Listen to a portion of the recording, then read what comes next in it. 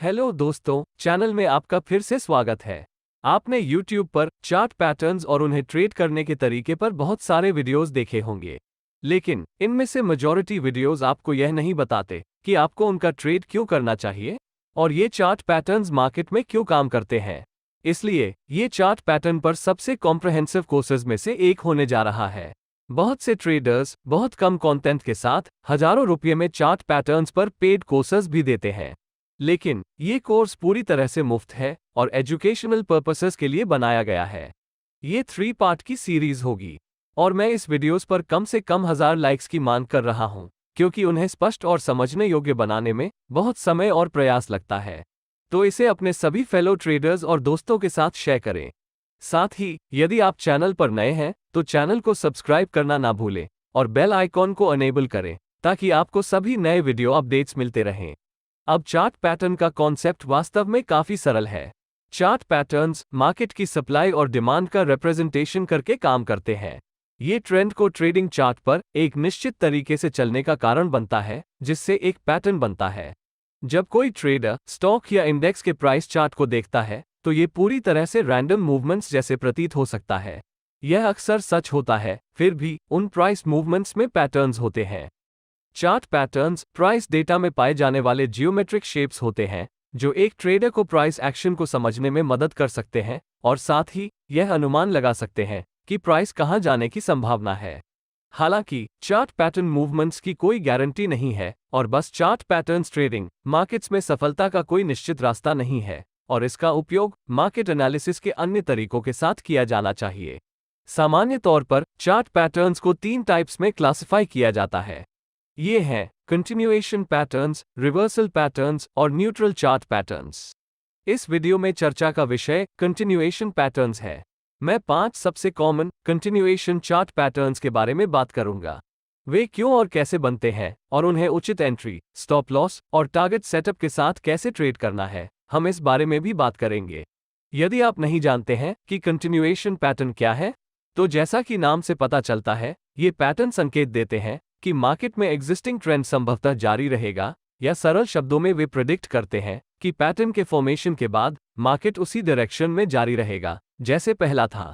इनमें से अधिकांश कंटिन्यूएशन पैटर्न्स ट्रेंड्स के बीच कंसोलिडेशंस के रूप में बनते हैं।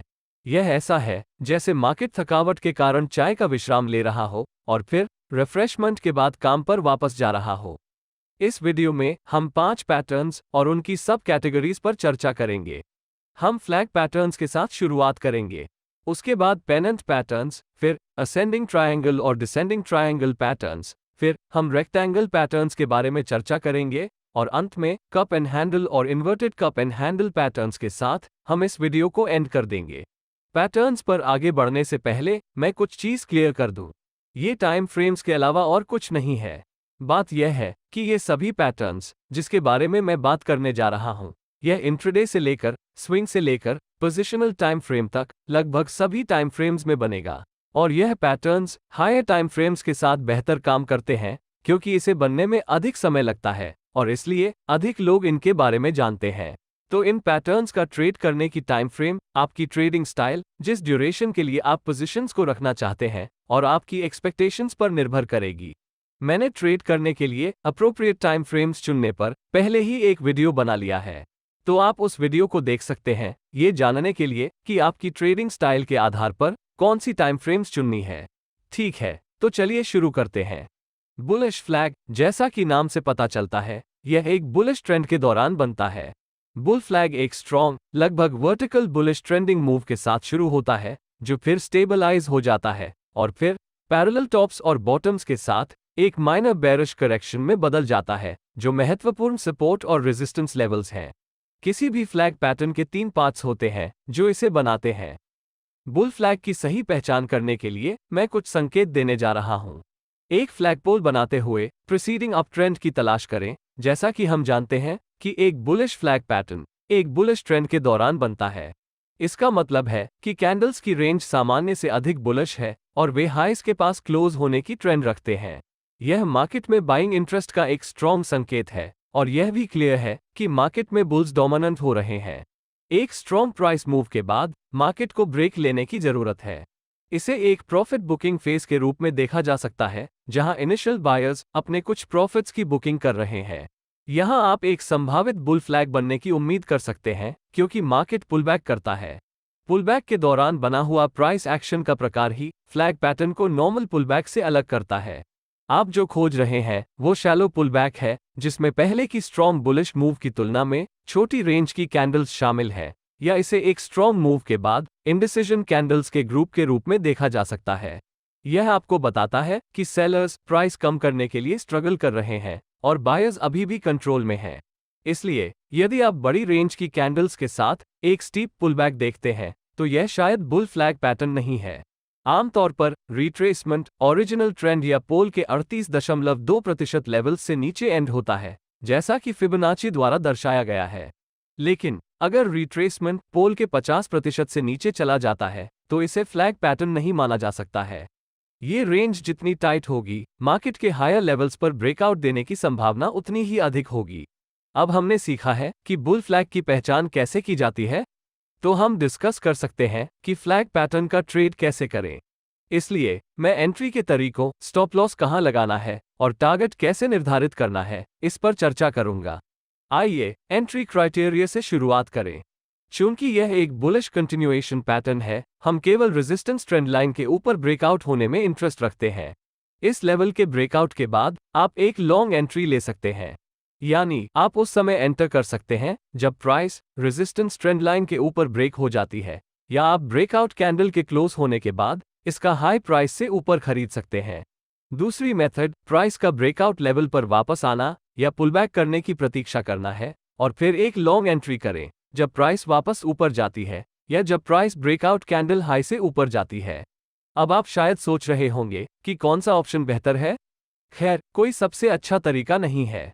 यदि आप हाइस के ब्रेक पर एंट्री करते हैं, तो यह एक फॉल्स ब्रेकआउट हो सकता है। लेकिन अगर यह रियल ब्रेकआउट है, तो यह आपको मिलने वाली बेस्ट पॉसिबल एंट्री प्राइस है। ऑल्टरनेटिवली, यदि आप प्राइसेस को हाई लेवल के ऊपर क्लोज होने की प्रतीक्षा करते हैं, तो आप फॉल्स ब्रेकआउट की संभावना कम कर देंगे। लेकिन यदि ब्रेकआउट स्ट्रांग है, तो शायद आप बहुत हाई प्राइसेस पर एंट्री करते हैं। एक पुलबैक या रीटेस्ट की वेट करने के मामले में भी ऐसा ही है, जो अक्सर नहीं भी हो सकता है यदि मार्केट में स्ट्रांग ट्रेंड है और वास्तव में आप ट्रेड पूरी तरह से चूक जाएंगे। इसलिए यह आप पर निर्भर है कि आप अपनी एंट्री स्ट्रैटेजी तय करें और लार्ज नंबर ऑफ ट्रेड्स पर इसका प्रैक्टिस करना जारी रखें। वॉल्यूम और अन्य इंडिकेटर्स का उपयोग करके ब्रेकआउट की वैलिडिटी की कंफर्मेशन करने की हमेशा रेकमेंड की जाती है। हायर दैन एवरेज वॉल्यूम्स अधिकांश समय एक ब्रेकआउट को वैलिडेट कर सकती है, क्योंकि यह मार्केट पार्टिसिपेंट्स की इंटरेस्ट को दर्शाता है, और लो वॉल्यूम ब्रेकआउट्स विफल होने की सबसे अधिक संभावना है। MACD और RSI जैसे मोमेंटम इंडिकेटर्स का उपयोग करने से भी आपको सही ब्रेकआउट की पहचान करने में मदद मिल सकती है। मैंने इन सभी टॉपिक्स पर वीडियोस बनाया है, आप उन्हें देख सकते हैं। आइए अब स्टॉप लॉस सेट करने के क्राइटेरिया पर ध्यान दें। बुल फ्लैग पैटर्न का ट्रेड करते समय अपना स्टॉप लॉस कैसे सेट करें? आप अपने स्टॉप लॉस को सपोर्ट और रेजिस्टेंस, स्विंग हाई या स्विंग लो आदि जैसे ऑब्वियस लेवल्स पर सेट नहीं करना चाहते हैं। और ऐसा क्यों है? क्योंकि आसानी से आपका स्टॉप लॉस हंट हो जाएगा। ये लेवल्स दूसरों के लिए उतना ही ऑब्वियस है जितना आपके लिए है, जिसमें स्मार्ट मनी भी शामिल है। तो आप एक प्रॉपर स्टॉप लॉस कैसे सेटअप कर सकते हैं? यह आसान है। आपका स्टॉप लॉस एक ऐसे लेवल पर होना चाहिए जिसे पार करने पर आपके ट्रेडिंग सेटअप को इनवैलिडेट कर दिया जाए। हम यहाँ एक बुल फ्लैग का ट्रेड कर रहे हैं और यह पैटर्न तब इनवैलिड होता है जब price bottom trend line support के नीचे ब्रेक और क्लोज हो जाती है। इसलिए आपको अपना स्टॉप लॉस इस सपोर्ट लेवल से नीचे रखना होगा। अभी भी लॉन्ग विक्स के चांसेस हैं जो आपके स्टॉप लॉस को हिट कर सकते हैं और फिर डिजायर्ड डायरेक्शन में ऊपर जा सकते हैं। इसलिए एक्स्ट्रा सेफ्टी होने के लिए आपको ATR इंडिकेटर का उपयोग करके अपने स्टॉप लॉस को मार्केट स्ट्रक्चर से दूर सेट करके अपने ट्रेड्स को अधिक सांस लेने की जगह देनी होगी। एक बार जब आप बुल फ्लैग पैटर्न के स्विंग लो की पहचान कर लेते हैं, तो अपना stop loss swing low level के 1 ATR नीचे सेट करें। और अंत में आइए जानें कि बुल फ्लैग पैटर्न के लिए टारगेट कैसे निर्धारित करें। अब ऐसे कई तरीके हैं जिनसे आप अपने विनर्स को कैश इन कर सकते हैं। सबसे कॉमन अप्रोचेस में से एक फ्लैग पोल की लंबाई के आधार पर एक प्री डिटर्मिन्ड प्रॉफिट टारगेट रखना है। इसके लिए सबसे पहले बॉटम सपोर्ट लेवल से फ्लैग पोल की लंबाई मापें। फिर इस लंबाई को रेजिस्टेंस ट्रेंड लाइन के ऊपर ब्रेकआउट पॉइंट से प्रोजेक्ट करें। यह आपका प्रॉफिट टारगेट होगा। आप अपने स्टॉप लॉस को तब तक ट्रेल करना भी चुन सकते हैं जब तक कि मार्केट आपको ट्रेड से बाहर नहीं कर देता। यह बेहतर ऑप्शन क्यों है? इस बारे में सोचें कि बुल फ्लैग पैटर्न आमतौर पर एक स्ट्रॉन्ग ट्रेंडिंग मार्केट में दिखाई देता है या यह एक रेंज ब्रेकआउट के ठीक बाद बनता है। ऐसी मार्केट कंडीशंस में ट्रेंड के जारी रहने के लिए बहुत अधिक संभावना है और इसे कैच करने का एकमात्र तरीका अपने स्टॉप लॉस को ट्रेल करना है। अब सवाल यह है कि अपने स्टॉप लॉस को बेहतरीन तरीके से कैसे ट्रेल किया जाए। इसके लिए आप 50 पीरियड के मूविंग एवरेज या चिमलिए स्टॉप जैसे टूल्स का उपयोग कर सकते हैं जो आपके स्टॉप लॉस को ट्रेल करने में मदद करेंगे और ट्रेड से तभी एग्जिट करें जब प्राइस इसके पार क्लोज हो जाए।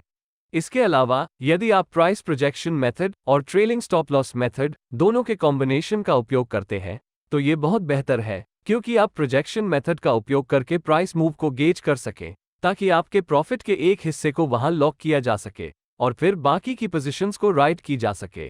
इससे आपके साइकोलॉजी पर कोई प्रभाव नहीं पड़ता है और किसी भी नुकसान से बचा जाता है।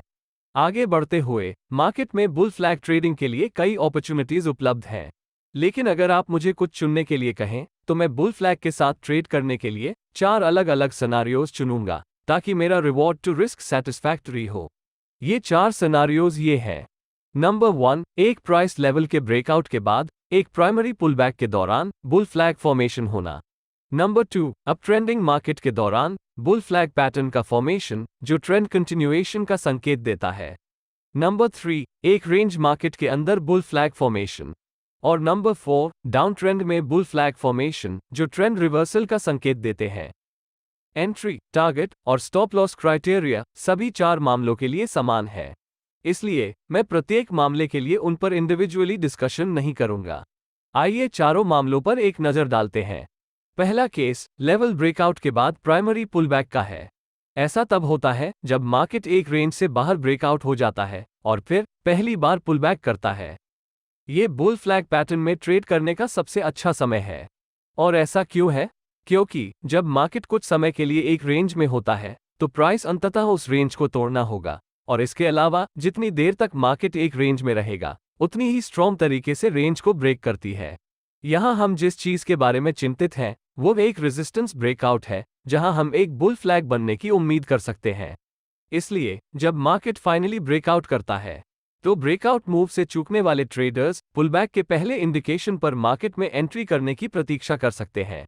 इन प्राइमरी पुलबैक्स में आमतौर पर शैलो रिट्रेसमेंट्स होता है क्योंकि बहुत से ट्रेडर्स स्ट्रॉन्ग प्राइस मोमेंटम के खिलाफ ट्रेड नहीं करना चाहते हैं और यह एक हाई प्रोबेबिलिटी वाले पुलबैक ट्रेड को प्रस्तुत करता है। इसलिए अगर मुझे इस प्रोसेस को सरल तरीके से समझाना होता तो ये कुछ इस तरह से होगा। पहला स्टेप, कुछ समय के लिए रेजिस्टेंस लेवल का टेस्ट करने वाले एक मार्केट या एक रेंज मार्केट की पहचान करें। फिर मार्केट का इस लेवल को तोड़ने का इंतजार करें। इसके बाद प्राइमरी पुलबैक के रूप में बुल फ्लैग पैटर्न बनने की प्रतीक्षा करें और अंत में फ्लैग के हाई ब्रेक होने पर लॉन्ग एंट्री लें। क्या आपके साथ कभी ऐसा हुआ है कि आपको लगता है कि प्राइस बहुत हाई है और लॉन्ग ट्रेड लेने से पहले प्राइस के सपोर्ट लेवल में वापस आने या ब्रेकआउट लेवल पर रिट्रेस होने का इंतजार करना बेहतर होगा? लेकिन अगली चीज जो आप देखते हैं वो ये है कि मार्केट लगातार न्यू हाइस को तोड़ रहा है और आप अपने निर्णय पर पछतावा करते हुए साइडलाइंस पर रह जाते हैं। तो क्या आपने इससे कुछ सीखा है? अगर सरल शब्द में कहा जाए तो एक स्ट्रॉन्ग ट्रेंडिंग मार्केट में ब्रेकआउट पर खरीदना मार्केट में प्राइस पुलबैक की प्रतीक्षा करने की तुलना में कहीं अधिक आसान है, जो शायद ही कभी होता है। ऐसे मार्केट में आप बुल फ्लैग पैटर्न को एंट्री ट्रिगर के तौर पर इस्तेमाल कर सकते हैं। मैं समझाऊंगा कि आप ट्रेंडिंग मार्केट में बुल फ्लैग का ट्रेड कैसे कर सकते हैं। पहला स्टेप ऑब्वियसली मार्केट की ट्रेंड का पता लगाना है। आप मूविंग एवरेज का इस्तेमाल करके एक स्ट्रॉन्ग ट्रेंडिंग मार्केट की तलाश कर सकते हैं। शॉर्ट टर्म ट्रेड्स के लिए 20 या 50 पीरियड्स के सिंपल मूविंग एवरेज का उपयोग करें और स्विंग या पोजिशनल ट्रेडिंग पर्पसेस के लिए 50 से 200 पीरियड्स के मूविंग एवरेजेस का उपयोग करें। इस मामले में आइए 20 SMA पर विचार करें। जब प्राइस प्रेडोमिनेंटली 20 SMA से ऊपर ट्रेडिंग करती है और ऊपर की ओर स्लोप होती है तो हम यह निष्कर्ष निकाल सकते हैं कि मार्केट की ट्रेंड स्ट्रांगली बुलिश है। पुलबैक के रूप में बुल फ्लैग पैटर्न के डेवलप होने की प्रतीक्षा करें। आप बुलिश फ्लैग पैटर्न के हाइस के ब्रेक होने पर लॉन्ग ट्रेड लेने की योजना बना सकते हैं। जैसा कि मैंने पहले बताया, यहां भी सेम एंट्री, स्टॉप लॉस और टारगेट का इस्तेमाल किया जा सकता है। मुख्य रूप से आप एक ब्रेकआउट के बाद या एक स्ट्रॉन्ग ट्रेंड के दौरान एक फ्लैग पैटर्न बनने की उम्मीद कर सकते हैं। हालांकि ऐसे इंस्टेंसेस होते हैं जब मार्केट एक रेंज में हो और रेजिस्टेंस लेवल पर हो, तब एक बुल फ्लैग पैटर्न बन सकता है। मेरे एक प्राइस एक्शन वीडियो में मैंने रेजिस्टेंस या सपोर्ट लेवल के पास बिल्डअप के साथ ब्रेकआउट की कॉन्सेप्ट के बारे में बात की थी। यदि आप बाद में इसके बारे में अधिक जानना चाहते हैं तो आप आई बटन पर उस वीडियो पा सकते हैं। यहां भी यही कॉन्सेप्ट अप्लाई होती है। ऐसा इसलिए होता है क्योंकि कोई सेलर्स इंटरेस्टेड नहीं है या बायर्स रेजिस्टेंस पर खरीदने को तैयार है। जो भी मामला हो, ये बुलिश स्ट्रेंथ का संकेत है और मार्केट ऊपर ब्रेक हो सकता है। तो आप ऐसे अपॉर्चुनिटी की पहचान कैसे करते हैं? मुख्य रूप से आपको एक रेंज मार्केट की पहचान करनी होगी। फिर एक फ्लैग पैटर्न के रेजिस्टेंस पर बनने की प्रतीक्षा करें, जो एक बिल्डअप के रूप में है। हमेशा की तरह आप बिल्डअप के टूटने पर ट्रेड कर सकते हैं या प्राइस के रेजिस्टेंस लेवल से ऊपर क्लोज होने की प्रतीक्षा कर सकते हैं। मैं जानता हूं कि आप शायद सोच रहे होंगे, ये बंदा किस बारे में बात कर रहा है। कुछ ही मिनट पहले आपने कहा था कि बुल फ्लैग एक ट्रेंड कंटिन्यूएशन पैटर्न है, तो हम इसे डाउन ट्रेंड में क्यों ढूंढ रहे हैं? हाँ, इस बात से इनकार नहीं किया जा सकता है कि बुल फ्लैग वास्तव में एक ट्रेंड कंटिन्यूएशन पैटर्न है। लेकिन अगर मैं आपको बताऊं कि एक ऐसा तरीका है जिससे आप डाउन ट्रेंड पर ट्रेंड कंटिन्यूएशन पैटर्न के रूप में बुल फ्लैग का उपयोग करके प्रॉफिट्स कमा सकते हैं। इस मेथड का संबंध मार्केट स्ट्रक्चर से है। यदि आप मार्केट स्ट्रक्चर के बारे में नहीं जानते हैं तो आप इसे मेरी प्राइस एक्शन प्लेलिस्ट से देख सकते हैं। ये काफी आसान तरीका है। आगे बढ़ने से पहले आपको कुछ चीजें देखनी होंगी। सबसे पहले, प्राइस को डाउनवर्ड ट्रेंड लाइन रेजिस्टेंस के ऊपर क्लोज होनी चाहिए। हम डाउन ट्रेंड स्ट्रक्चर में ब्रेक के बारे में बात कर रहे हैं। फिर अगर प्राइस इस ट्रेंड लाइन रेजिस्टेंस के ऊपर एक बुल फ्लैग बनाती है तो आपके पास एक जैकपॉट ट्रेड बन सकता है। आप यहां जो कर रहे हैं वो एक एंडिंग डाउन ट्रेंड और एक पोटेंशियल स्टार्टिंग अप ट्रेंड के बीच ट्रेड कर रहा है। अगर आप शुरुआत से ही अप ट्रेंड को पकड़ने में सक्षम हैं तो आपको जबरदस्त फायदा हो सकता है। ट्रेड एंट्री, स्टॉप लॉस और टारगेट कंडीशंस समान रहेगी। रेंज मार्केट स्ट्रैटेजी के समान, मैं अभी भी सुझाव देता हूं कि आप एक टाइट ट्रेलिंग स्टॉप लॉस का उपयोग करें, जैसे कि 20 पीरियड की मूविंग एवरेज, क्योंकि इस केस में हम एक कंट्रेरियन पोजीशन ले रहे हैं। एक बेयर फ्लैग पैटर्न एक बुल फ्लैग पैटर्न के ठीक ऑपोजिट है। यह भी एक और कंटिन्यूएशन चार्ट पैटर्न है, लेकिन एक बेयर फ्लैग संकेत देता है कि मार्केट में गिरावट की संभावना है। मैं इसके बारे में जल्दी बात करूंगा, वरना वीडियो की लंबाई बहुत अधिक हो जाएगी। यदि आप एक बुल फ्लैग के ट्रेडिंग से जुड़ी हर चीज को समझने में सक्षम हैं, तो एक बेयर फ्लैग का ट्रेडिंग करना आपके लिए बहुत ही आसान होगी। आपको बस 180 डिग्री पर बुल फ्लैग के साथ सीखी गई हर चीज को पलटना है और अब आप बेयर फ्लैग को जानते हैं। मार्केट में बेयर फ्लैग की पहचान कैसे करें? पहले, नीचे की ओर एक स्ट्रॉन्ग ट्रेंडिंग मूव के लिए देखें। इसका मतलब है कि कैंडल्स की रेंज सामान्य से अधिक बेयरिश है और वे लोज के करीब क्लोज होते हैं। नीचे की ओर एक मजबूत बेयरिश मूव होने के बाद मार्केट पुलबैक के रूप में आराम लेता है। पुलबैक में पहले की मूव की तुलना में छोटी रेंज की कैंडल्स शामिल होनी चाहिए और रेंज जितनी टाइट होगी, नीचे की ओर मार्केट ब्रेकआउट होने की उतनी ही अधिक संभावना होगी। मजबूत बेयरिश मूव फ्लैग के पोल को रिप्रेजेंट करती है और पुलबैक के दौरान का प्राइस कंसोलिडेशन पैटर्न का फ्लैग बनाता है। फ्लैग रिट्रेसमेंट पोल की लंबाई के 50% से अधिक नहीं बढ़ना चाहिए, अन्यथा इसे बेयर फ्लैग नहीं माना जाता है। एंट्री क्राइटेरिया अभी भी सिमिलर है, एक्सेप्ट कि अब हम केवल शॉर्टिंग अपॉर्चुनिटीज की तलाश करेंगे, क्योंकि ये एक बेयरिश कंटिन्यूएशन पैटर्न है। जब प्राइस सपोर्ट ट्रेंड लाइन से नीचे टूटती है तो आप सेल कर सकते हैं, लेकिन यहां फेकआउट्स होने का खतरा होता है। इसलिए आप ब्रेकडाउन कैंडल के क्लोज होने का इंतजार कर सकते हैं और फिर इसके लोज से नीचे एंटर कर सकते हैं। लेकिन अगर ब्रेकआउट कैंडल बहुत बड़ी है तो आप बहुत कम प्राइसेस पर एंट्री करेंगे और रिवॉर्ड टू रिस्क प्रभावित होगा। अंत में आप ब्रेकडाउन ट्रेंड लाइन पर एक पुलबैक या रीटेस्ट की प्रतीक्षा कर सकते हैं और प्राइसेस डिक्लाइन होने पर एक शॉर्ट एंट्री ले सकते हैं। यहां मुद्दा यह है कि एक स्ट्रॉन्ग डाउन ट्रेंडिंग मार्केट के दौरान प्राइस अक्सर पर्याप्त रूप से पुलबैक नहीं करेगी और आप अपने अपॉर्चुनिटी से चूक जाएंगे। इसलिए यह आप पर निर्भर है कि आप अपनी एंट्री स्ट्रैटेजी तय करें और लार्ज नंबर ऑफ ट्रेड्स पर इसका प्रैक्टिस करना जारी रखें। वॉल्यूम्स और MACD, RSI आदि जैसे मोमेंटम इंडिकेटर्स का उपयोग करके ये सुनिश्चित करें कि ब्रेकआउट वैलिड है या नहीं। जब आपकी पोजीशन को प्रोटेक्ट करने की बात आती है तो अपने स्टॉप लॉस को ऐसे लेवल पर रखें जो आपके ट्रेडिंग सेटअप को इनवैलिडेट कर दे। इस मामले में यदि प्राइस रेजिस्टेंस ट्रेंड लाइन से ऊपर टूटता है तो बेयर फ्लैग इनवैलिड है। इसलिए स्टॉप लॉस को रेजिस्टेंस ट्रेंड लाइन के ऊपर रखें या अधिक सेफ होने के लिए अपनी रिस्क एपेटाइट के आधार पर स्विंग हाई लेवल के ऊपर 180R का बफर रखें। फाइनली, आपका टारगेट प्राइस प्रोजेक्शन मेथड या ट्रेलिंग स्टॉप लॉस मेथड पर आधारित हो सकता है। प्राइस प्रोजेक्शन मेथड के मामले में फ्लैग पोल की लंबाई को मेजर करें और फिर इसे ब्रेकडाउन पॉइंट से सपोर्ट ट्रेंड लाइन के नीचे प्रोजेक्ट करें।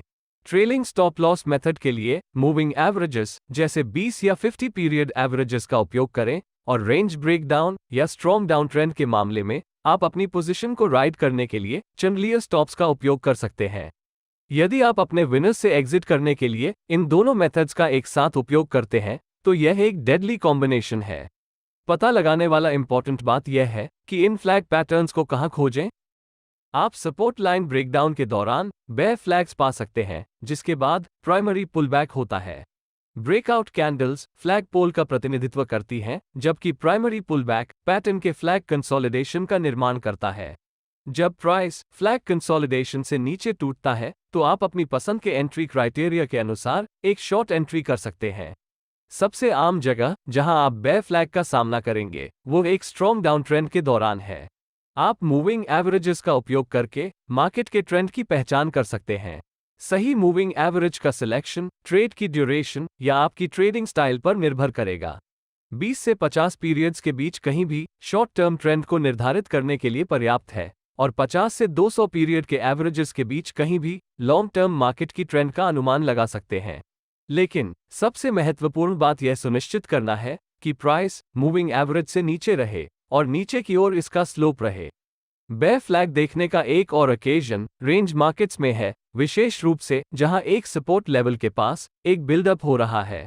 ये बिल्डअप कभी कभी फ्लैग कंसोलिडेशन के रूप में हो सकता है और जब प्राइस बिल्डअप और सपोर्ट लेवल को तोड़ती है तो आप एक शॉर्ट पोजीशन में एंट्री कर सकते हैं। ट्रेड एंट्री, स्टॉप लॉस और टारगेट क्राइटेरिया सभी अन्य मामलों की तरह ही होंगे, लेकिन सुनिश्चित करें कि ब्रेकआउट वैलिड है। आप इसे एक अपट्रेंड के अंत में भी पा सकते हैं जहां अपट्रेंड स्ट्रक्चर का ब्रेक बेयर फ्लैग पैटर्न के साथ होता है। पेनल्स चार्ट पैटर्न का एक कैटेगरी है जो फ्लैग पैटर्न और सिमेट्रिकल ट्रायंगल पैटर्न के समान होता है जिस तरह से वे बनते हैं और ब्रेकआउट देते हैं। लेकिन अगर आप एक पेनेंट और एक फ्लैग को दो भाइयों की तरह मानते हैं तो पेनेंट अधिक आक्रामक भाई है क्योंकि यह विस्फोटक ब्रेकआउट्स प्रदान करता है और बहुत ज्यादा रिवॉर्ड टू रिस्क देता है। चार्ट में दो प्रकार के पेनेंट्स होते हैं, ये बुलिश पेनेंट्स और बेयरिश पेनेंट्स है। बुल पेनेंट एक चार्ट पैटर्न है जो पुलबैक के दौरान एक ट्रायंगल बनाता है। ये दो पाथ से मिलकर बना है। सबसे पहले एक इंपल्स मूव है जो पैटर्न के लेग या पोल का निर्माण करती है। फिर पुलबैक के कारण एक करेक्शन मूव बनती है। अब आप पूछ सकते हैं कि बुल पेनेंट और सिमेट्रिकल ट्रायंगल के बीच क्या अंतर है, क्योंकि वे दोनों एक जैसे दिखते हैं। इसका जवाब बहुत सरल है, अंतर उनके फॉर्मेशन की ड्यूरेशन में है। सिमेट्रिकल ट्रायंगल के साथ आप पैटर्न के स्विंग्स को स्पष्ट रूप से देख सकते हैं। हालांकि बुल पेनेंट के लिए कैंडलस्टिक्स बहुत क्राउडेड और वॉलेटाइल है, जिसके वजह से आप स्विंग्स को क्लियरली देख नहीं सकते। भले ही एक बुल पेनेंट एक बुल फ्लैग पैटर्न के समान है, जैसा कि मैंने पहले मेंशन किया है, लेकिन बुल पेनेंट्स बुल फ्लैग पैटर्न की तुलना में अधिक विस्फोटक ब्रेकआउट्स दे सकते हैं। मैं आपको बताऊंगा कि ऐसा क्यों है। मुझे उम्मीद है कि आपने ऐसे कई वीडियोस देखे होंगे जिनमें कोका कोला की बोतल को हिलाया जाता है और फिर जमीन पर फेंका जाता है, कैप फट जाती है और बोतल उड़ जाती है। मैं इसके फिजिक्स में गहराई से नहीं जाना चाहता, लेकिन इस इवेंट को ट्रिगर करने वाले फैक्टर्स में से एक वास्तव में कोक की बोतल का आकार ही है। अगर यही एक्सपेरिमेंट आप एक कोक कैन के साथ भी करेंगे तो आपको वैसा रिजल्ट नहीं मिलेगा। बोतल को एक नोजल के समान आकार दिया जाता है जिसमें बोतल की विड्थ ऊपर की ओर नैरो हो जाती है, जहां एक कोक कैन की केस में विड्थ लगभग बराबर होती है। तो सौदा क्या है? एक बार जब आप बोतल को हिलाते और फेंकते हैं तो गैस का प्रेशर बढ़ जाता है और कोला बाहर निकलना चाहता है, और इसके लिए सबसे आसान एग्जिट टोपी के माध्यम से होता है। लेकिन जैसे जैसे वे टोपी की ओर बढ़ते हैं, विड्थ कम होने लगती है। अंदर की प्रेशराइज्ड गैस रेज मोड में चली जाती है और टोपी को खोलकर एक्सप्लोड कर देती है या फोर्सफुली इसे तोड़ भी देती है। इस टेरिबल फिजिक्स लेसन के लिए मुझे क्षमा कर दे। एसेंशियली बुल पेनेंट पैटर्न में बायर्स और सेलर्स के साथ भी यही होता है। पेनेंट पैटर्न के बाएं से दाएं कंट्रैक्टिंग प्राइसेस इंपेंडिंग वॉलेटिलिटी का संकेत है, क्योंकि बायर्स और सेलर्स दोनों पुलबैक से बाहर निकलने के लिए वेट कर रहे हैं। इसके रिजल्ट एक विस्फोटक ब्रेकआउट हो सकता है। लेकिन चूंकि बुल पेनेंट पैटर्न एक ट्रेंड रिवर्सल पैटर्न नहीं है, बल्कि ट्रेंड कंटिन्यूएशन पैटर्न है, इसलिए हम केवल बाइंग अपॉर्चुनिटीज की तलाश करेंगे। इसका मतलब यह है कि आप मार्केट बॉटम्स कैच करने के बजाय एग्जिस्टिंग ट्रेंड को राइड करने के लिए इस पैटर्न का उपयोग करने की कोशिश कर रहे हैं। अब हम इस पैटर्न के लिए एंट्री, स्टॉप लॉस और टारगेट क्राइटेरिया के बारे में बात करते हैं। हम ट्रेड एंट्री क्राइटेरिया के साथ शुरुआत करेंगे। सबसे कॉस्टली मिस्टेक्स में से एक जो ट्रेडर्स पेनेंट्स का ट्रेड करते समय करते हैं, वह है बुल पेनेंट में बहुत जल्दी एंटर करना। जैसा कि आप जानते हैं, रेंजिंग मार्केट्स या काफी हद तक पुलबैक्स भी ट्रेड एंट्री लेने के लिए दो कारणों से चैलेंजिंग हो सकता है। रेंज या तो ओवरशूट हो सकती है या रेंज अंडरशूट हो सकती है। ओवरशूटिंग तब होता है जब मार्केट हाईली वॉलेटाइल होता है और प्राइस ट्रेंड लाइन से कई बार पार करते हुए फॉल्स ब्रेकआउट्स बनाते हैं। अंडरशूट इसके विपरीत है, जहां प्राइस हर बार ट्रेंड लाइन का टेस्ट नहीं करेगी। बुल पेनेंट्स के मामले में हम टाइट रेंज के कारण ओवरशूटिंग को लेकर अधिक कंसर्न्ड हैं।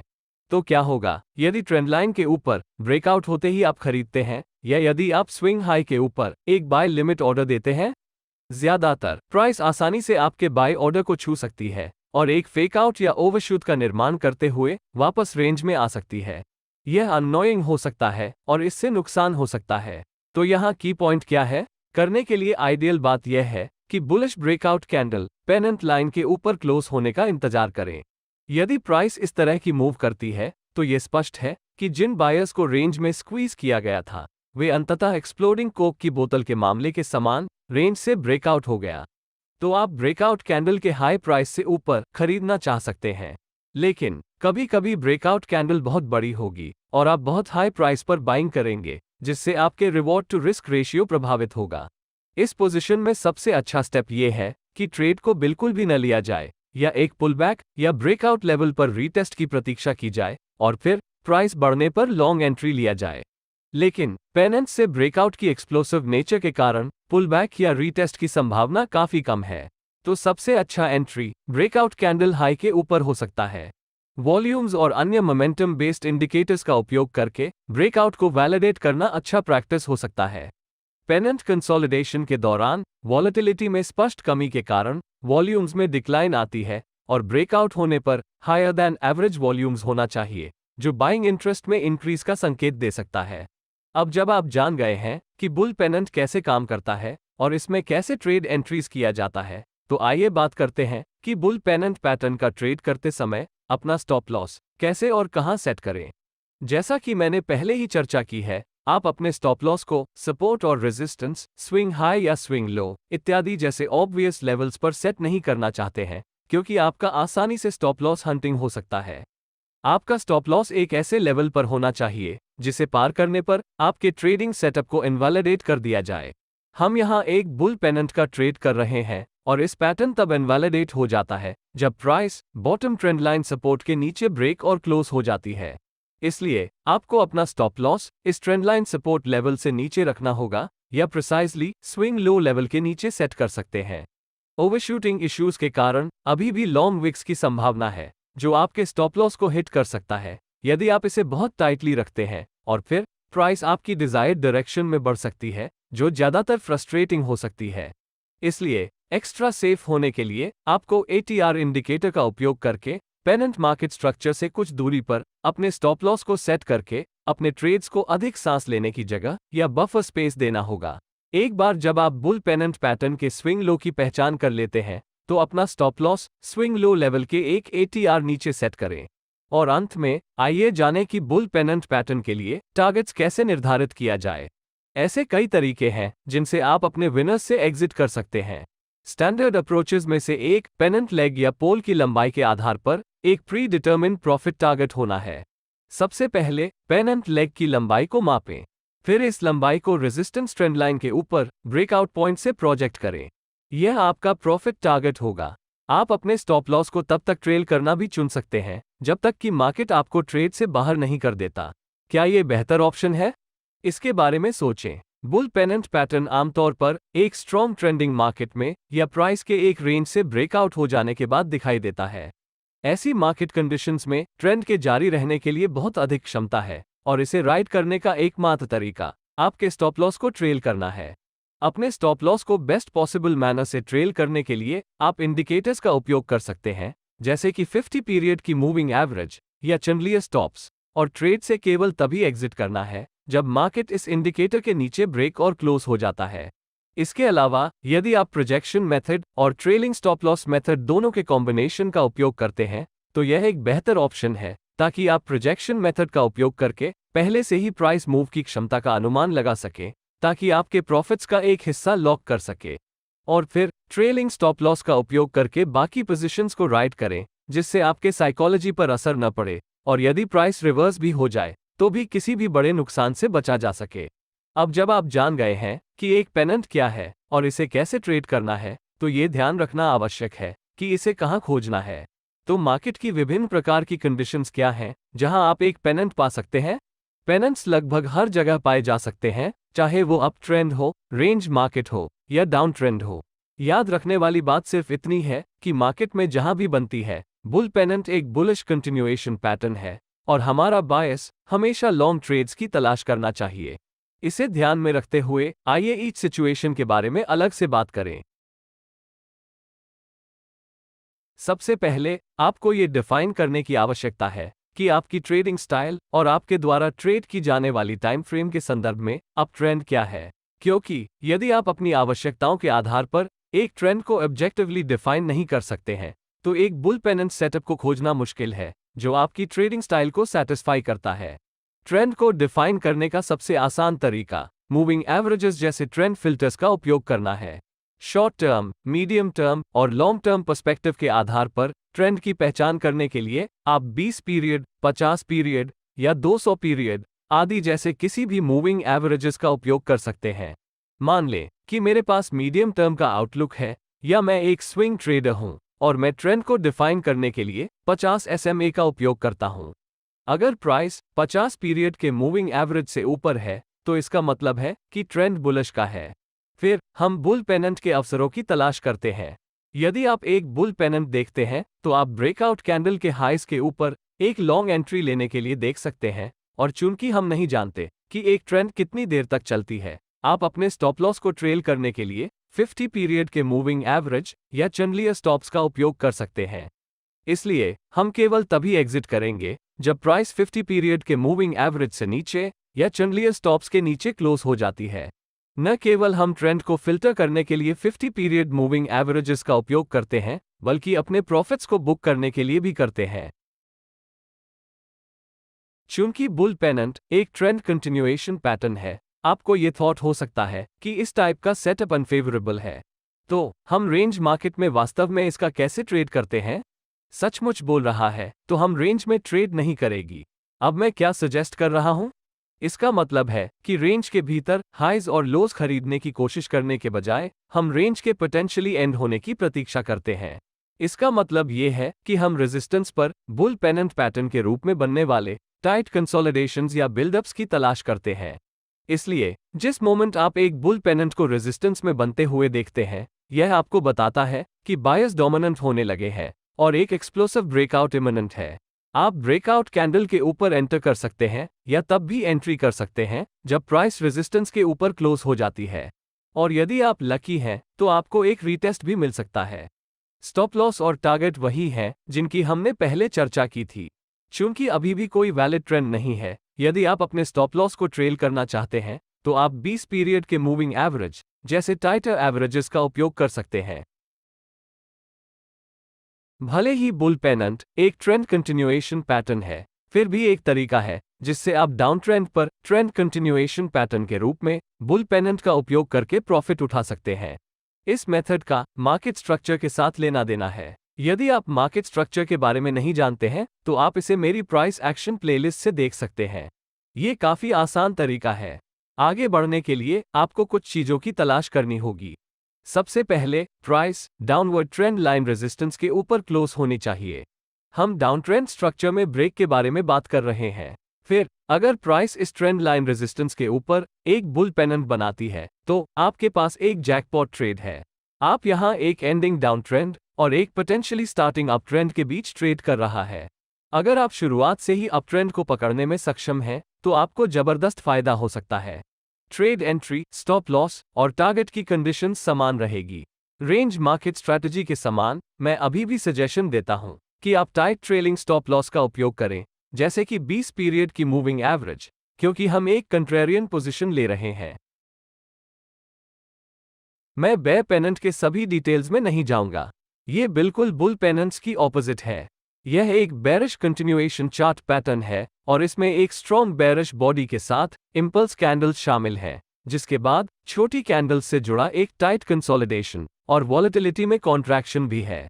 हम उम्मीद करते हैं कि price trend line support level से नीचे विस्फोटक रूप से ब्रेक करेंगे और ट्रेंड के साथ जारी रहेगा। भले ही ये पैटर्न आमतौर पर एक डाउन ट्रेंडिंग मार्केट में पाया जाता है, हम इसे तब भी देख सकते हैं जब प्राइस एक सपोर्ट लेवल से नीचे की रेंज से टूटने वाली होती है, जहां एक बिल्डअप एक बेयर पेनेंट के रूप में फॉर्म किया जाता है। आप इसे एक अप ट्रेंड के अंत में भी पा सकते हैं, जहां स्ट्रक्चर का ब्रेक बेयर पेनेंट पैटर्न के साथ होता है। अगर मुझे एंट्री क्राइटेरिया पर चर्चा करनी है तो हम केवल शॉर्टिंग अपॉर्चुनिटीज की तलाश करेंगे। चूंकि ब्रेकडाउन विस्फोटक होने की उम्मीद है, इसलिए जब breakout candle trend line support के नीचे एक क्लोजिंग देता है तो हम ट्रेड एंट्री करना चाह सकते हैं। आप ब्रेकआउट कैंडल के लो से नीचे शॉर्ट कर सकते हैं। यदि ब्रेकडाउन कैंडल बहुत बड़ी है और रिवॉर्ड टू रिस्क को अफेक्ट कर रही है तो ट्रेड को छोड़ देना या ब्रेकआउट लेवल पर वापस पुलबैक की प्रतीक्षा करना बेहतर है, जिसका पेनेंट के मामले में कम चांसेस होता है। इसलिए यह आपको डिसाइड करना है कि आप कहां एंट्री करना चाहते हैं। वॉल्यूम्स या मोमेंटम इंडिकेटर्स या दोनों का उपयोग करके हर बार ब्रेकडाउन को वैलिडेट करना सुनिश्चित करें। पेनेंट के फॉर्मेशन के दौरान वॉल्यूम्स आमतौर पर घटता है और ब्रेकआउट होने पर हायर देन एवरेज वॉल्यूम्स हो जाता है। स्टॉप लॉस को पेनेंट के स्विंग हाई लेवल से ऊपर रखा जा सकता है। स्विंग हाई के ऊपर 180 आर बफर प्रदान करना अनएक्सपेक्टेड ओवरशूट्स और स्टॉप लॉस हंटिंग को लिमिट कर सकता है। टारगेट को प्राइस प्रोजेक्शन मेथड का उपयोग करके रखा जा सकता है, जहां लेग की लंबाई को ब्रेकडाउन पॉइंट के नीचे प्रोजेक्ट करके टारगेट सेट किया जाता है, या जब आप ट्रेंड राइड करने की योजना बना रहे हो तो सूटेबल मूविंग एवरेजेस का उपयोग करके स्टॉप लॉस को ट्रेल करें। आपको तभी एग्जिट करना है जब प्राइस मूविंग एवरेज से ऊपर क्लोज होता है। आगे बढ़ते हुए अब हम ट्रायंगल पैटर्न्स पर ध्यान केंद्रित करते हैं, नेमली असेंडिंग ट्रायंगल और डिसेंडिंग ट्रायंगल चार्ट पैटर्न्स। चलिए शुरू करते हैं। असेंडिंग ट्रायंगल एक बुलिश चार्ट पैटर्न है जो संकेत देता है कि मार्केट ऊपर जाने वाला है। जैसा कि आप देख सकते हैं, असेंडिंग ट्रायंगल में एक सीरीज ऑफ हायर लोज होती है जो एक रेजिस्टेंस लाइन तक पहुंचती है। ये कुछ पॉसिबल रीजन से बुलिश स्ट्रेंथ का संकेत है। हायर लोज इस बात का संकेत है कि बायर्स हायर प्राइसेस पर बाय करने को तैयार है।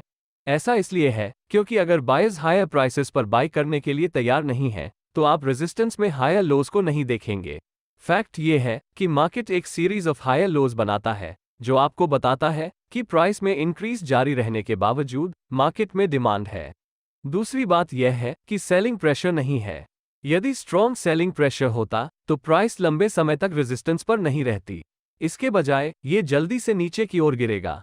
लेकिन चूंकि प्राइस अभी भी रेजिस्टेंस के पास होवर कर रही है, इसका मतलब है कि सेलिंग प्रेशर में कमी है, भले ही यह सेल करने के लिए आकर्षक लेवल होते भी। ध्यान में रखने के लिए एक और महत्वपूर्ण बात यह है कि बहुत सारे बाय स्टॉप ऑर्डर्स हैं जो रेजिस्टेंस के ऊपर क्लस्टर किए गए हैं, क्योंकि हर बार जब प्राइस रेजिस्टेंस का टेस्ट करती है तब अधिक ट्रेडर्स मार्केट को शॉर्ट करने के लिए देखेंगे और वे अपना स्टॉप लॉस को रेजिस्टेंस लेवल का ऊपर रखेंगे। अब सोचिए कि अगर मार्केट ऊपर की ओर ब्रेकआउट देती है तो क्या होगा।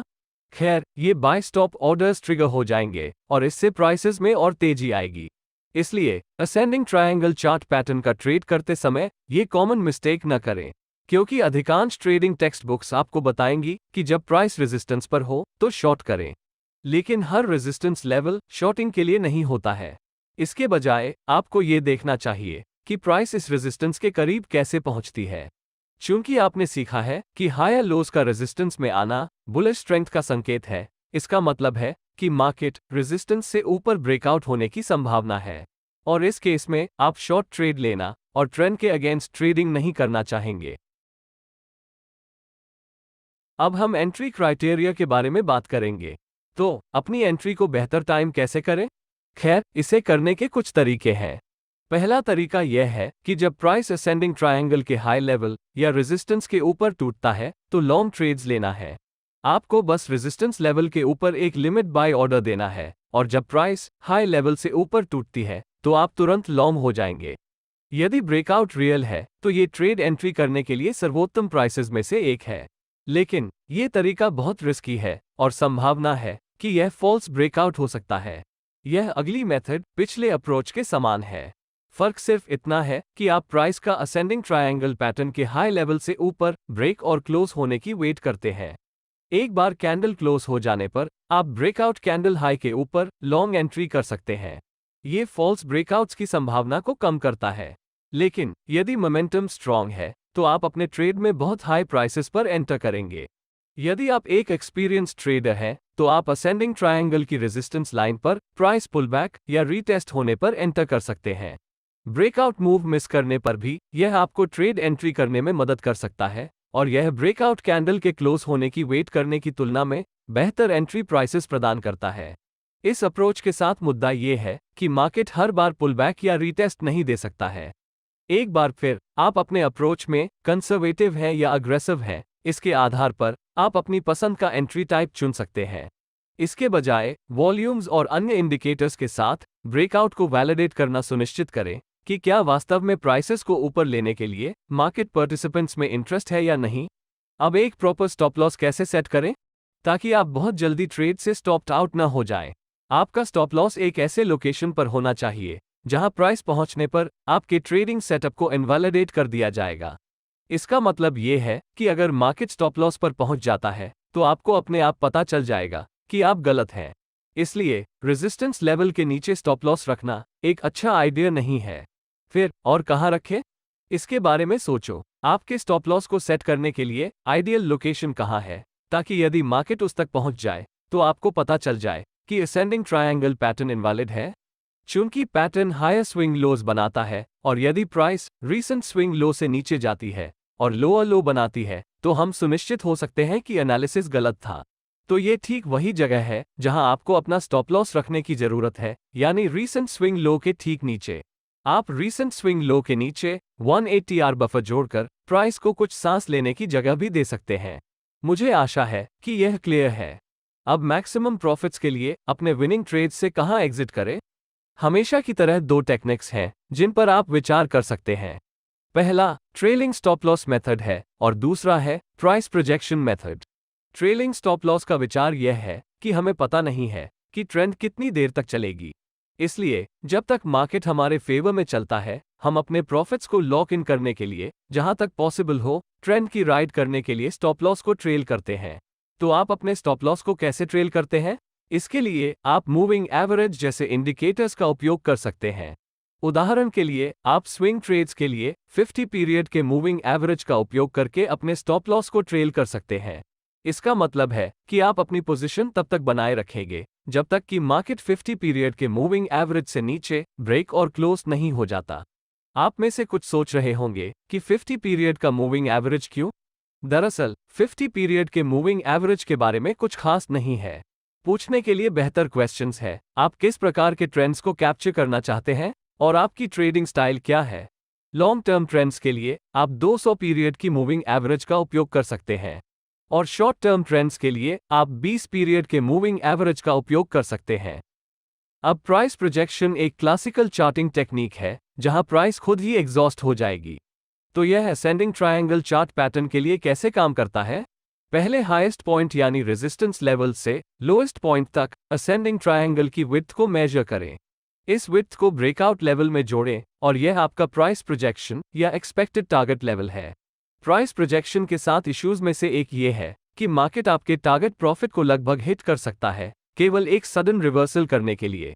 कभी कभी ये पूरी तरह से रिवर्स भी हो सकता है और आपके स्टॉप लॉस को हिट कर सकता है। तो ऐसा कुछ होने से बचने के लिए आपको क्या करना चाहिए? इसके लिए ट्रेलिंग स्टॉप लॉस और प्राइस प्रोजेक्शन कॉम्बो बनाएं, यानी आप दोनों टेक्निक्स को कंबाइन कर सकते हैं। इसका मतलब ये है कि यदि मार्केट आपके पक्ष में चलता है लेकिन यह आपके प्राइस प्रोजेक्शन लेवल तक नहीं पहुंचा है, तो आप अपने ओपन प्रॉफिट्स को लॉक इन करने के लिए एक मूविंग एवरेज का उपयोग कर सकते हैं। अगर एक सडन रिवर्सल हो जाता है तब भी आपके पास जो कुछ भी प्रॉफिट्स है उसे प्रोटेक्ट करने में सक्षम होंगे और सब कुछ मार्केट को वापस नहीं देने पड़ेगा। डिसेंडिंग ट्रायंगल एक और लॉजिकल चार्ट पैटर्न है और यदि सही ढंग से ट्रेड किया जाता है तो यह आपको होने वाले एक्सप्लोसिव ब्रेकआउट ट्रेड्स को पकड़ने की अनुमति देता है। यह एक बेरिश चार्ट पैटर्न है जो दर्शाता है कि सेलर्स कंट्रोल में है और एक बेरिश ट्रेंड कंटिन्यूएशन का संकेत देता है। डिसेंडिंग ट्रायंगल सपोर्ट के एक एरिया में आने वाले एक सीरीज ऑफ लोअर हाइज की तरह दिखता है। इस पैटर्न सेलिंग प्रेशर में स्ट्रेंथ और बाइंग प्रेशर की कमी का संकेत देता है। आमतौर पर जब प्राइस ड्रॉप हो जाती है तो प्राइस को ऊपर धकेलने के लिए अधिक डिमांड आती है, लेकिन डिसेंडिंग ट्रायंगल के मामले में ऐसा नहीं है, क्योंकि जैसे जैसे प्राइस गिरती है वैसे वैसे बाइंग प्रेशर की कमी बनी रहती है। इसके बजाय सेलर्स और भी कम प्राइसेस पर बेचने को तैयार हैं, इसलिए आपको एक सीरीज ऑफ लोअर हाइज मिलती है। विचार करने के लिए एक और पॉइंट ये है कि सेल ऑर्डर्स सपोर्ट लेवल से नीचे क्लस्टर किए गए हैं। ऐसा इसलिए है क्योंकि कई ट्रेडर्स इस पॉइंट पर बाय करेंगे क्योंकि प्राइस सपोर्ट पर है और अपने स्टॉप लॉस को इसके नीचे सेट करते हैं, क्योंकि अधिकांश ट्रेडिंग टेक्स्ट बुक्स बिगिनर लोगों को यही सिखाती हैं। जैसा कि अधिक ट्रेडर्स ऐसे करते हैं, सपोर्ट लेवल के नीचे स्टॉप लॉसेस का इस क्लस्टर समय के साथ बढ़ता है और क्योंकि मार्केट एक एरिया ऑफ लिक्विडिटी से दूसरे एरिया में जाता है, प्राइस के सपोर्ट से नीचे ब्रेक होने और स्टॉप लॉस के उन सभी क्लस्टर्स को ट्रिगर करने की संभावना है जो बदले में सेलिंग प्रेशर को बढ़ाता है।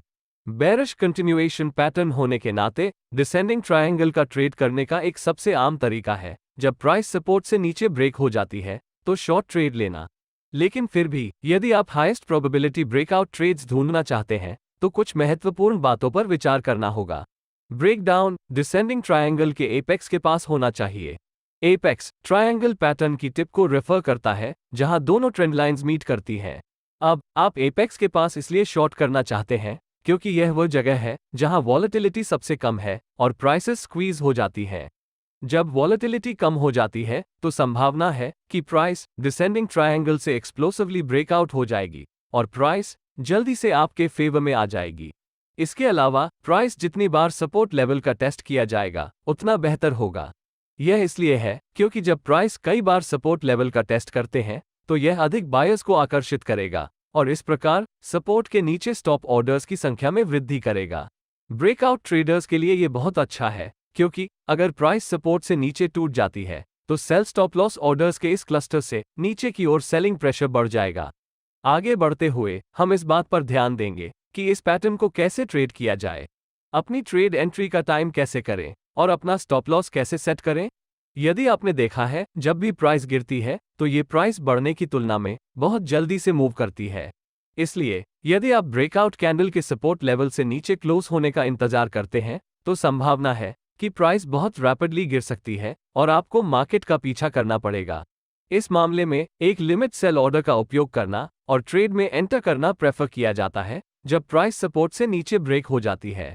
यदि आप एक अधिक कंजर्वेटिव ट्रेडर हैं और आप ब्रेकआउट पॉइंट पर आंख बंद करके सेल लिमिट ऑर्डर नहीं देना चाहते क्योंकि प्राइस फॉल्स ब्रेकआउट्स दे सकती है और ऊपर बढ़ सकती है, इसलिए आप अपने बायस की कंफर्मेशन के लिए प्राइस की वेट कर सकते हैं और आप सपोर्ट लेवल से नीचे ब्रेकआउट कैंडल क्लोज होने के बाद मार्केट को शॉर्ट कर सकते हैं। लेकिन क्या होगा यदि आप डिसेंडिंग ट्रायंगल के ब्रेकडाउन को मिस आउट करते हैं? यदि ऐसा होता है तो आखिरी चीज जो आप नहीं करना चाहते हैं वो पैटर्न के टूटने के बाद मार्केट का पीछा करना। इसके बजाय एक बेहतर ऑप्शन ये है कि आप ब्रेकआउट पॉइंट को फिर से रीटेस्ट होने के लिए प्राइस का इंतजार करें। यदि आप फिर से रीटेस्ट की प्रतीक्षा करते हैं, आप एक फेवरेबल ट्रेड लोकेशन में एंट्री कर रहे हैं जहां प्रीवियस सपोर्ट लेवल रेजिस्टेंस के रूप में कार्य करने की संभावना है। इसका मतलब है कि आपके ट्रेड पर एक टाइट स्टॉप लॉस है जो एक बेहतर रिवॉर्ड टू रिस्क रेशियो प्रदान करता है। लेकिन दुख की बात है कि इस पैटर्न के साथ पुलबैक या रीटेस्ट बहुत बार नहीं होते हैं। ब्रेकआउट वैलिडेशन के लिए वॉल्यूम्स का उपयोग करना अच्छा प्रैक्टिस है। और स्टॉप लॉस के बारे में क्या? वो पॉइंट जहां डिसेंडिंग ट्रायंगल पैटर्न इनवैलिडेट हो जाता है, वो तब बनता है जब प्राइस सबसे रीसेंट स्विंग हाई लेवल से ऊपर ब्रेक और क्लोज हो जाती है। तो एक अच्छा स्टॉप लॉस सबसे रीसेंट स्विंग हाई लेवल से ऊपर होगा, और अगर आप और भी सेफ होना चाहते हैं तो इसे कुछ बफर दें, जैसे 180 आर, और इसे रीसेंट स्विंग हाई से ऊपर सेट करें। मैक्सिमम प्रॉफिट्स के लिए अपने विनिंग ट्रेड से कैसे एग्जिट करें? हर दूसरे पैटर्न के समान आपके विनिंग ट्रेड से एग्जिट करने के दो तरीके हैं। पहला है प्राइस प्रोजेक्शन मेथड और दूसरा ट्रेलिंग स्टॉप लॉस मेथड है। प्राइस प्रोजेक्शन में डिसेंडिंग ट्रायंगल के हाईएस्ट और लोएस्ट पॉइंट के बीच की दूरी की मेजरमेंट करें। इस हाइट को लें और इसे ब्रेकआउट पॉइंट से नीचे की ओर प्रोजेक्ट करें। प्रोजेक्टेड फ्यूचर प्राइस पॉइंट वह है जहां आप डिसेंडिंग ट्रायंगल पैटर्न के ब्रेकडाउन में एंटर करने के बाद अपने ट्रेड से एग्जिट करते हैं। आप प्राइस प्रोजेक्शन टेक्निक का उपयोग ये तय करने के लिए भी कर सकते हैं कि ट्रेड में एंट्री करने के लिए बहुत देर हो चुकी है या नहीं। यानी अगर प्राइस अपने प्रोजेक्टेड टारगेट तक पहुंचने के करीब है तो शायद इस मूव में ज्यादा रिवॉर्ड नहीं बचा है और आप ट्रेड को छोड़ना चाह सकते हैं। दूसरी मेथड ट्रेलिंग स्टॉप लॉस का उपयोग करना है। प्राइस प्रोजेक्शन टेक्निक के विपरीत ट्रेलिंग स्टॉप लॉस एक फिक्स्ड टारगेट प्रॉफिट का उपयोग नहीं करता है। इसके बजाय जैसे ही प्राइस आपके फेवर में चलती है, आप अपने स्टॉप लॉस को ट्रेल कर लेते हैं ताकि आप ट्रेंड राइड कर सकें। आपको सबसे पहले ये तय करना होगा कि आप किस प्रकार की ट्रेंड को पकड़ना चाहते हैं, चाहे वो शॉर्ट, मीडियम या लॉन्ग टर्म की ट्रेंड हो। अपने स्टॉप लॉस को सूटेबल मूविंग एवरेजेस के साथ ट्रेल करें। उदाहरण के लिए शॉर्ट टर्म के लिए 20 SMA, मीडियम टर्म के लिए 50 SMA और लॉन्ग टर्म के लिए 200 SMA। फिर अपने ट्रेड से तब एग्जिट करें जब प्राइस मूविंग एवरेज के ऊपर क्लोज हो जाती है। इसलिए यदि आप मार्केट में प्राइस स्विंग्स को कैप्चर करना चाहते हैं तो प्राइस प्रोजेक्शन टेक्निक बेहतर है। और अगर आप मार्केट में ट्रेंड की राइड करना चाहते हैं तो ट्रेलिंग स्टॉप लॉस मेथड सबसे अच्छा काम करता है। हमारे पैटर्न्स की फोर्थ कैटेगरी की ओर बढ़ते हैं। रेक्टेंगल फॉर्मेशन इंपॉर्टेंट सपोर्ट और रेजिस्टेंस का प्रतिनिधित्व करने वाली हॉरिजॉन्टल लाइंस द्वारा फॉर्म्ड एक क्लासिकल चार्ट पैटर्न है। यह एक कंटिन्यूएशन पैटर्न है जो एग्जिस्टिंग मार्केट ट्रेंड में पॉज के दौरान एक ट्रेडिंग रेंज बनाता है। पैटर्न की पहचान करना काफी आसान है क्योंकि इसमें कम से कम दो बराबर हाइज और दो समान लोज हैं। हाइज और लोज दो पैरेलल लाइंस बनाने के लिए जोड़ा जा सकता है जो रेक्टेंगल के टॉप और बॉटम बनाती हैं। एक रेक्टेंगल फॉर्मेशन सेलर्स और बायर्स के बीच इंडिसीजन की एक पीरियड को दर्शाता है क्योंकि वे एक दूसरे को पंचेस फेंकते हैं, लेकिन दोनों में से किसी का दूसरे पर क्लियर डोमिनेंस नहीं है। रेक्टेंगल्स को ट्रेडिंग रेंज, कंजेस्शन एरियाज या कंसोलिडेशन जोन्स के रूप में भी जाना जाता है। हम कंटिन्यूएशन पैटर्न्स के बारे में बात कर रहे हैं, इसलिए हम उम्मीद करते हैं कि प्राइस ब्रेकआउट करके एग्जिस्टिंग ट्रेंड के साथ जारी रहेगी। इस अर्थ में रेक्टेंगल्स दो टाइप्स के होते हैं। एक अपवर्ड प्राइस मूव के दौरान टॉप रेक्टेंगल बनता है और ब्रेकआउट के बाद यह अप ट्रेंड की कंटिन्यूएशन का संकेत देता है। अगला रेक्टेंगल एक डाउन ट्रेंड के दौरान बनता है और इसे बॉटम रेक्टेंगल कहा जाता है, जो संकेत करता है कि ब्रेकआउट के बाद डाउन मूव जारी रहेगा। रेक्टेंगल पैटर्न्स ट्रेंड को रिवर्स भी कर सकते हैं, इसलिए इन रिवर्सल पैटर्न्स को डबल टॉप्स और ट्रिपल टॉप्स जैसे स्पेसिफिक नेम्स दिए जाते हैं जब प्राइस रिस्पेक्टिवली 2 और 3 बार रेजिस्टेंस का टेस्ट करती है और फिर नीचे जाती है। इसे डबल बॉटम और ट्रिपल बॉटम्स भी बुलाते जब प्राइस सपोर्ट लेवल्स का रिस्पेक्टिवली 2 और 3 बार टेस्ट करता है और ऊपर की ओर रिवर्स करता है। पैटर्न क्या करने वाला है ये स्पष्ट रूप से समझने के लिए हमें ब्रेकआउट होने तक इंतजार करना होगा। इसलिए यदि आप इस पैटर्न को बाय हार्ट करने की कोशिश करते हैं तो यह एसेंशियली एक confusing piece of price action है। मैं जो सलाह देता हूं वो रियल ब्रेकआउट देने के लिए प्राइस की प्रतीक्षा करना है और फिर डिसाइड करना है कि क्या आप ट्रेंड के साथ ट्रेड करना चाहते हैं या इसके खिलाफ जाना चाहता है। इन शॉर्ट, रेक्टेंगल पैटर्न की पहचान करने के लिए हमें एक ट्रेंडिंग स्टॉक का पता लगाने की आवश्यकता होगी जिसमें कंसोलिडेशन की पीरियड हो। कम से कम 2 टॉप्स और 2 बॉटम्स एक दूसरे से हॉरिजॉन्टल होने चाहिए। इस स्टॉक के बिहेवियर से पता चलता है कि प्राइस एक बॉक्स के अंदर लॉक्ड है। टॉप रेक्टेंगल एक अप ट्रेंड के दौरान देखा जाता है। आपको पैटर्न के टॉप लेवल के माध्यम से एक ब्रेकआउट नोटिस करना होगा। ये कंफर्म करेगा कि बुलिश मूव वापस आ रही है। जब पैटर्न बुलिश ट्रेंड को जारी रखने के लिए रेजिस्टेंस लेवल के ऊपर एक ब्रेकआउट बनाता है तो ट्रेडर्स लॉन्ग पोजीशन में एंटर कर सकते हैं। बॉटम रेक्टेंगल पैटर्न इसके बुलिश काउंटरपार्ट के बिल्कुल विपरीत है। ये पैटर्न डाउन ट्रेंड के दौरान होता है। पैटर्न की कंफर्मेशन करने के लिए प्राइस को पैटर्न के लोअर सपोर्ट लेवल को तोड़ना होगा। बेरिश ट्रेंड को जारी रखने के लिए जब प्राइस रेंज के निचले हिस्से को तोड़ती है तो ट्रेडर्स शॉर्ट पोजीशंस में एंटर करना चाहते हैं। जब आप रेक्टेंगल पैटर्न को देखते हैं तो कैसे ट्रेड करें? यदि आप एक अग्रेसिव ट्रेडर हैं जो एंट्री लेने के लिए बेस्ट पॉसिबल प्राइस की तलाश कर रहे हैं तो एक टॉप रेक्टेंगल पैटर्न के लिए आप एक लॉन्ग ट्रेड में एंटर कर सकते हैं जब प्राइस रेजिस्टेंस लेवल से ऊपर टूट जाती है। इसका डाउनसाइड ये है कि यह एक फॉल्स ब्रेकआउट हो सकता है और आप पोजीशन से स्टॉप्ड आउट हो सकता है। अगला अप्रोच अधिक कंजर्वेटिव है। हम ब्रेकआउट कैंडल रेजिस्टेंस लेवल से ऊपर क्लोज होने का इंतजार करेंगे। ज्यादातर इस मेथड से फेकआउट्स में फंसने की संभावना कम हो जाएगी। इसमें केवल एक लिमिटेशन यह है कि जब प्राइस बहुत अधिक मोमेंटम के साथ ब्रेक होती है तो आपको बहुत हाई प्राइसेस पर बाइंग करना पड़ेगा। फाइनली क्या होगा यदि आप ब्रेकआउट को पूरी तरह से मिस आउट करते हैं? ओनली अवेलेबल ऑप्शन एक पुलबैक की वेट करना या रेजिस्टेंस टर्न सपोर्ट लेवल पर प्राइस रीटेस्ट होना और फिर वहां से लॉन्ग एंट्री लेना है। यदि दोबारा रीटेस्ट नहीं होता है तो प्राइस के पीछे न भागें, बस इसे ट्रेड करने से बचें। आपको और भी बेहतर ट्रेड्स मिलेंगे।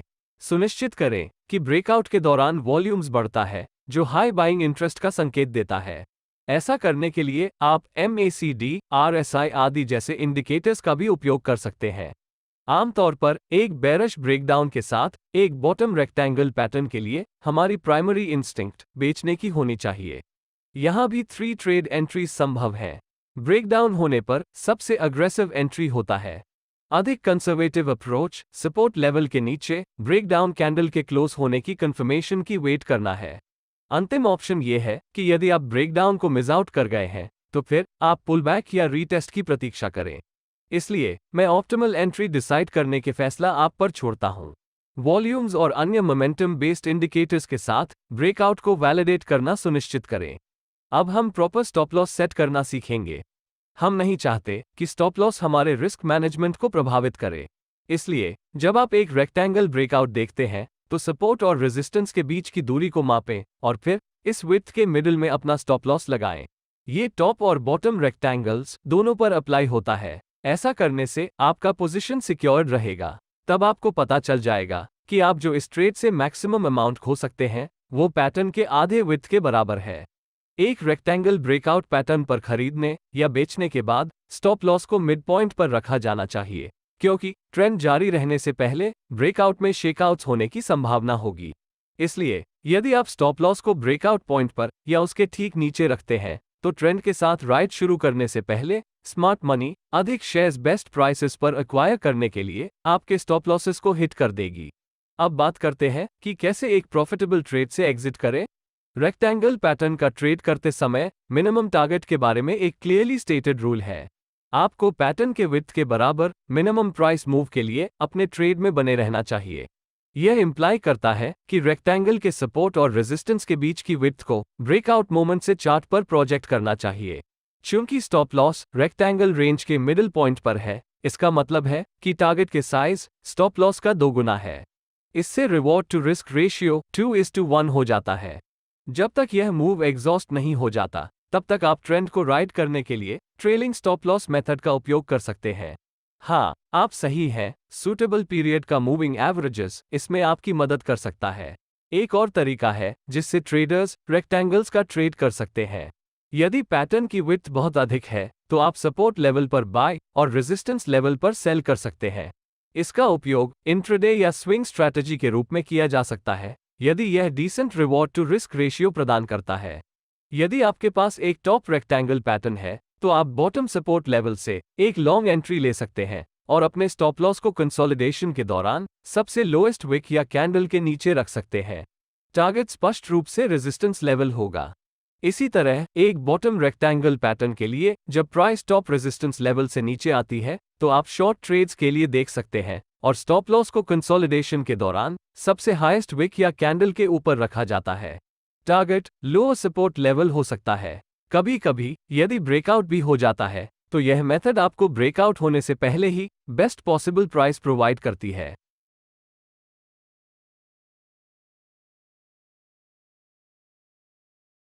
मैंने कप एंड हैंडल पैटर्न को लास्ट में क्यों रखा? इसका कारण ये है कि अभी भी इस बात पर डिबेट चल रही है कि क्या कप एंड हैंडल पैटर्न एक कंटिन्यूएशन पैटर्न है या रिवर्सल पैटर्न है। मेरी राय में cup and handle pattern continuation और रिवर्सल पैटर्न दोनों हो सकते हैं। यह इस बात पर निर्भर करता है कि यह चार्ट में कहां बनता है। यदि यह एक अपट्रेंड के दौरान बनता है तो पैटर्न एक बुलिश कंटिन्यूएशन का संकेत देता है। इसी तरह यदि यह डाउनट्रेंड के दौरान बनता है तो पैटर्न एक बुलिश रिवर्सल का संकेत देगा। मैं वास्तव में इस बारे में क्यूरियस नहीं हूं कि पैटर्न कहां बनता है, लेकिन मुझे इस फैक्ट में अधिक दिलचस्पी है कि ब्रेकआउट हमेशा अपसाइड की ओर होता है, यानी कप एंड हैंडल पैटर्न से बुलिश ब्रेकआउट मिलने की उम्मीद है। अब आइए फाइनल डिटेल्स को जानते हैं। पैटर्न में दो पार्ट्स होते हैं, जैसा कि नाम से पता चलता है, एक कप, एक हैंडल और एक नेकलाइन जो रेजिस्टेंस के रूप में कार्य करता है।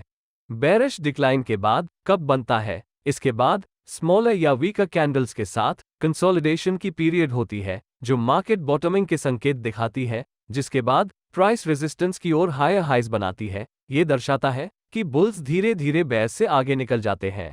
यह एक राउंड बॉटम वाली कटोरी जैसा दिखता है। कंसोलिडेशन के दौरान पैटर्न के मिडिल की ओर वॉल्यूम्स डिक्लाइन होना चाहिए और फिर अपमूव के दौरान वॉल्यूम्स बढ़ना चाहिए, जो इंक्रीज्ड बाइंग प्रेशर का संकेत देता है। प्राइस रेजिस्टेंस पर कैसे रिएक्ट करता है, यह महत्वपूर्ण है क्योंकि यह आपको बताता है कि रेजिस्टेंस पर अभी भी सेलिंग प्रेशर उपलब्ध है या नहीं।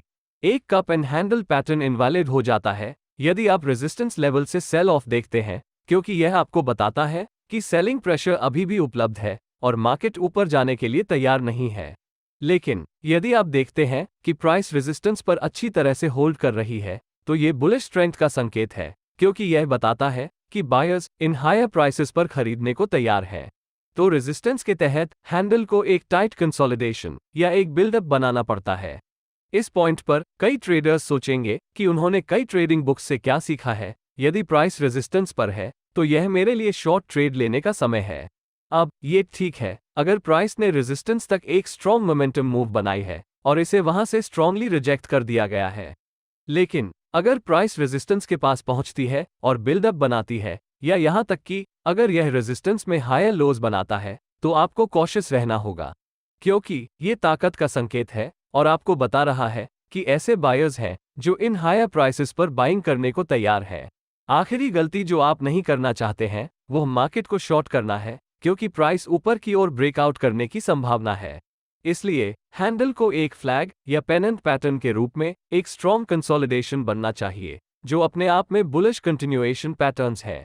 इसके अलावा कंसोलिडेशन के दौरान वॉल्यूम्स में गिरावट आनी चाहिए, जो सेलिंग प्रेशर की कमी को दर्शाता है। साथ ही इस बात का भी ध्यान रखें कि हैंडल कप से छोटा होना चाहिए। हैंडल को कप के लोअर हाफ से नीचे नहीं गिरना चाहिए और आइडियली इसे कप के अपर थर्ड पार्ट में रहना चाहिए।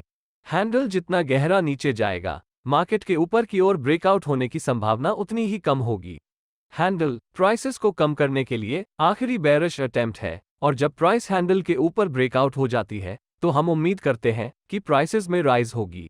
अब एंट्री, स्टॉप लॉस और टारगेट क्राइटेरिया पर एक नजर डालते हैं। कप एंड हैंडल पैटर्न की कंफर्मेशन तब होती है जब प्राइस टाइट कंसोलिडेशन रेंज से ऊपर ब्रेक हो जाती है। तो ये सबसे अग्रेसिव और सबसे चीपेस्ट एंट्री प्राइस है जो आप पा सकते हैं। लेकिन चूंकि अभी भी इसके ऊपर एक रेजिस्टेंस लेवल है, इसलिए प्राइस रिवर्स हो सकती है और आपके स्टॉप लॉस को हिट कर सकती है। एक ऑल्टरनेट एंट्री, नेकलाइन के ऊपर प्राइस ब्रेकआउट होने पर लॉन्ग पोजीशन लेके चलना है। ये दूसरी सबसे अच्छी प्राइस है जहां आपको एंट्री मिल सकती है। इस पर्टिकुलर मेथड में फॉल्स ब्रेकआउट्स का खतरा होता है।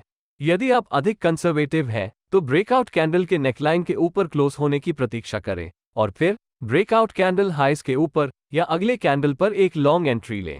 हालांकि कभी कभी मार्केट नेकलाइन के बहुत ऊपर क्लोज हो जाता है और आपको खराब एंट्री पॉइंट्स मिलता है।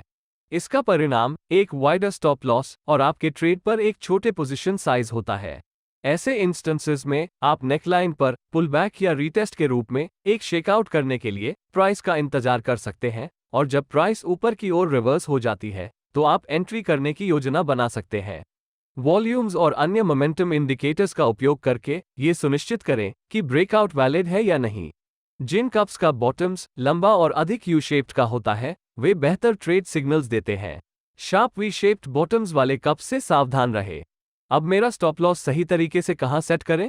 जब भी आप स्टॉप लॉस लगाते हैं तो उसे हमेशा इस रूल का पालन करना चाहिए। आपका स्टॉप लॉस एक ऐसे लेवल पर रखा जाना चाहिए जहां अगर मार्केट उस लेवल तक पहुंचता है तो आपका ट्रेडिंग सेटअप इनवैलिडेट हो जाता है।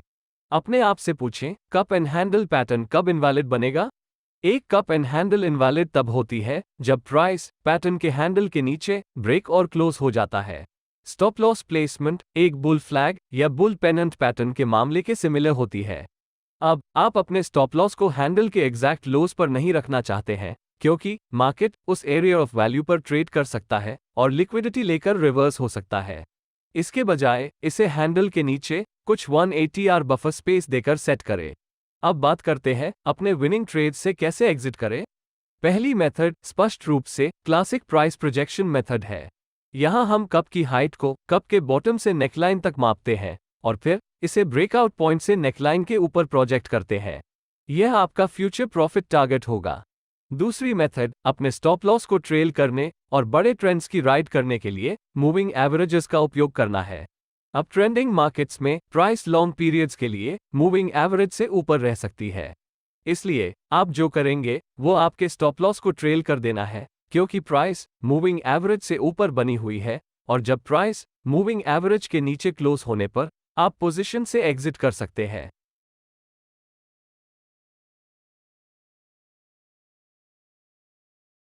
यदि आप कप और हैंडल को अपसाइड डाउन फ्लिप करते हैं तो आपको एक inverted cup and handle pattern मिलेगा। यह एक बेरिश ब्रेकडाउन पैटर्न है। एक ट्रेंड में कहां बनता है इसके आधार पर यह एक बेरिश कंटिन्यूएशन पैटर्न या एक बेरिश रिवर्सल पैटर्न हो सकता है, लेकिन हमें इसमें सबसे कम दिलचस्पी है कि यह कहां बनता है। इन्वर्टेड कप का फॉर्मेशन डिप्लीटिंग डिमांड और बाइंग प्रेशर की कमी को दर्शाता है जिसे वॉल्यूम का उपयोग करके वैलिडेट किया जा सकता है। हैंडल एक बेयर फ्लैग या बेयर पेनेंट के रूप में एक टाइट कंसोलिडेशन होना चाहिए जो कंट्रैक्टिंग वॉल्यूम्स के साथ भी आता है। यदि हैंडल कप के 50% या ऊपर से अधिक जाते हैं तो बेहतर होगा कि इसे एक वैलिड पैटर्न के रूप में न माने क्योंकि नेकलाइन सपोर्ट लेवल पर अभी भी पर्याप्त बाइंग प्रेशर उपलब्ध है जो प्राइसेस को और ऊपर पुश कर रहा है। एंट्री क्राइटेरिया के मामले में एक शॉर्ट ट्रेड इनिशिएट करना जब प्राइस हैंडल के कंसोलिडेशन के नीचे ब्रेक और क्लोज हो जाता है या जब प्राइस नेकलाइन के नीचे टूट जाता है। एक अधिक conservative entry level breakdown candle के लोज से नीचे होगा जब ब्रेकडाउन कैंडल सपोर्ट लेवल से नीचे क्लोज होने के बाद। यदि आप ट्रेड एंट्री मिस आउट किया है तो आप नेकलाइन पर एक पुलबैक या रीटेस्ट की प्रतीक्षा करें और जब प्राइस नीचे की ओर रिवर्स हो जाती है तो एक शॉर्ट ट्रेड लेना। स्टॉप लॉस को हैंडल के ऊपर 180 आर बफर के साथ रखा जा सकता है। टारगेट को इन्वर्टेड कप की हाइट के बराबर यानी नेकलाइन से कप के टॉप तक सेट किया जा सकता है और ब्रेकडाउन पॉइंट से नेकलाइन के नीचे प्रोजेक्ट किया जा सकता है। पूरे ट्रेंड को राइड करने का एक और तरीका मूविंग एवरेजेस का उपयोग करके ट्रेलिंग स्टॉप लॉस मेथड का उपयोग करना और जब प्राइस एवरेज से ऊपर क्लोज होते ही ट्रेड से बाहर निकलना है। अब यह एक ही वीडियो में सारे मेजर कंटिन्यूएशन पैटर्न्स हैं। मुझे उम्मीद है कि यह वीडियो आपको प्रत्येक पैटर्न के पीछे के लॉजिक को समझने में मदद करेगा।